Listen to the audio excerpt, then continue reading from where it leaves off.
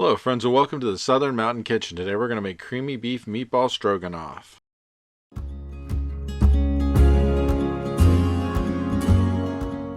So everything you see on my counter is what we're going to use to make this, and it's really an easy process. If you needed a quick meal, this is probably one of, because this just really, for some frozen meatballs, some egg noodles, and a few other things, you come up with a really decently great meal to have. You could have this just in a matter of like less than an hour. You can just throw this together, get it done, have it on the table, and you know what? It has a great taste to it. Despite the fact they're frozen meatballs, I don't usually use frozen meatballs that much. I make them from scratch, but these aren't really that bad. So we're going to start out with a large pot, which we are going to fill halfway up with water, put some oil in it and some salt, bring it to a hot enough temperature to a boil so we can put in egg noodles. And what you're going to need in this is at least 12 ounces of egg noodles once it starts to boil.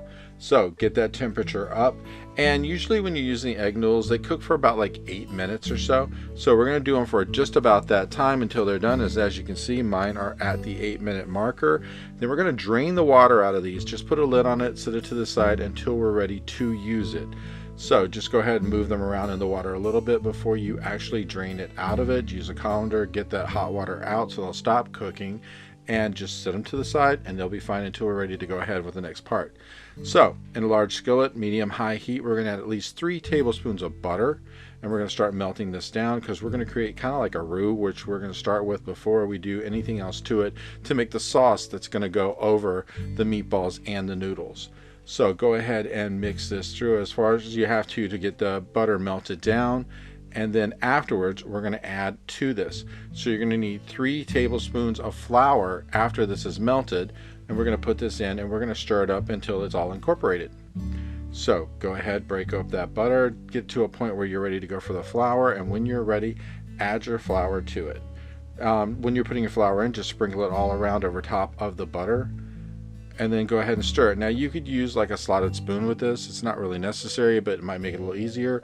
I find with something like this, it really isn't that hard to mix it up. So I just use a spatula and go for it. So go ahead and keep mixing this. And we want to cook this for about like 2 minutes until we get rid of the flour taste, because we really don't want that in there when we're actually making up our sauce. It's going to go with everything else, because you know the flour taste does kind of kick in if you don't do it long enough. Now, once this is starting to be completely incorporated and we've had our 2 minutes, we're going to start adding some beef broth into this. And we're just going to add a little bit in to start with, so that way we can go ahead and mix it a little at a time until it incorporates into what we already have in here. So go ahead, get this to the 2-minute marker, and then we're going to get ready to add in the 2 cups of beef broth that we're going to use in this.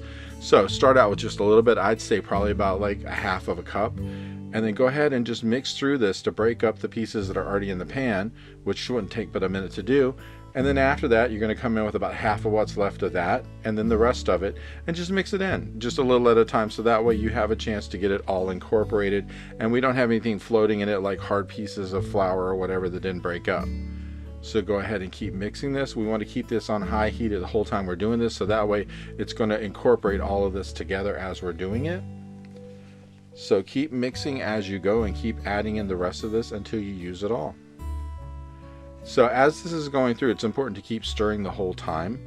So just make sure that you keep everything moving in there and it doesn't just sit up shop for a while, because this will start to thicken a little bit as we go along, but you know, as you go, it'll get thicker the longer it cooks. And once you get this totally mixed up from what you had, just go ahead and dump the rest of that beef broth in there and go ahead and mix it the rest of the way through. And then we're going to add some seasonings to this as it's cooking to thicken up. So we are going to need several things that's going to get added to it. So the first thing we're going to do is a half a teaspoon of salt and a half a teaspoon of pepper. Now go ahead and mix that in to make sure it gets incorporated.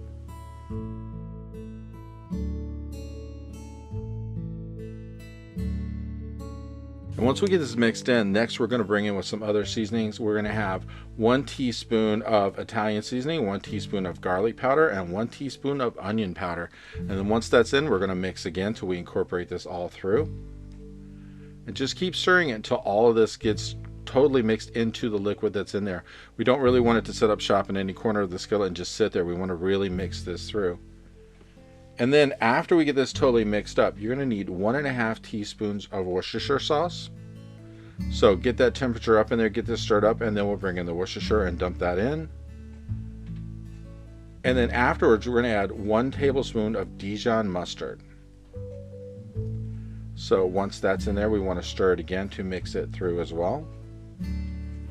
And as this temperature gets really hot and it starts to thicken a bit, we're going to add our meatballs back into the mix. So what we're going to do, we're going to have 1.5 pounds of meatballs that are going in. And these can be frozen or thawed, depending, because your skillet is really hot. It's going to cook it as it goes. But we're going to add our meatballs to this, and we're going to cook them for about 5 minutes to make sure that, for one, if you had frozen ones, they're thawed out. But two, even if they weren't and they were thawed, we're going to get them totally coated with this mixture, and we're going to get these heated up. So 5 minutes should do it. And then once they're really mixed through and incorporated and you get the sauce all over them and everything and they're really heated up, we are going to add in 1 cup of sour cream to this mix. So just go ahead and mix these around for a while during that 5 minutes. And then once you feel that you've hit the 5-minute marker and they're really coated with the sauce and everything, go ahead and add your sour cream. Now, as you can see with these, once you've been in the pan for like 5 minutes, they are totally done. But you could put a lid on it and you literally could heat it up that way if you wanted to, if you feel that they're not hot enough. Then once you get your sour cream in there, and like I said, you're going to use a cup of this, we're going to mix this through and get it mixed in with the sauce that's already in the pan, because it's already started to thicken up anyway. And this is going to actually help it become creamy and softer and mix through, and it's going to coat all of the meatballs. So once you get it all in there, start stirring it through and mixing it in. And as you move it around, you're going to notice it's going to start mixing in with the brownish color that was already there, and it's going to become like this creamy kind of beigeish look to it. And that's perfectly fine. That's what we want to do. And the only thing you're going to have to do with this, after everything is mixed through, turn this down to like maybe a medium heat, and then we're going to add in those cooked egg noodles that we already did before and incorporate them into the sauce as well. So what we want to do, get this all coated, get it all mixed up, make sure all of the sauce is mixed together with the sour cream and make sure everything is the same color. Then bring in the egg noodles and mix them in as well. And it'll only take about a minute to mix this through, and you're ready to serve after that, because basically this is going to be hot. It's going to be ready to go. There's no need for it to sit on the heat any longer after that. Just want to get those noodles in there while it's still on medium heat, so that way they have a chance to heat up a little bit if they cooled at all. And then just mix it through and get them coated as well. And then you can turn off the heat and just go right ahead and get ready to serve it, because it is ready to go. So go ahead and make sure that you mix this completely through and that the sauce is completely all over the noodles, because we want to make sure these noodles get a good coating of the sauce as much as the meatballs got it. And then once it's done, just flip this around a little bit like this and get ready to put this on a plate. You can serve this with some bread or whatever else. If you want to put a salad beside it, that's perfectly cool. And you have a meal out of this, and it's really such a wonderful thing to eat because it has so much flavor packed in it, especially from the sour cream and everything else. And this is what mine looked like on a plate, and I gotta tell you, it's really great. Just put a little parsley over top of it, make it look really good, and it's a great meal. I hope you liked this video, and if you did, please like and subscribe. And if you get a chance, check out the Southern Mountain Kitchen website, where you can get a free recipe, check out the cookbooks available from the Southern Mountain Kitchen, and if you'd like to, you could order a cookbook at a discounted price, cheaper than Amazon, with shipping that is also cheaper than Amazon. So if you get a chance, check it out, and I hope you have a great day.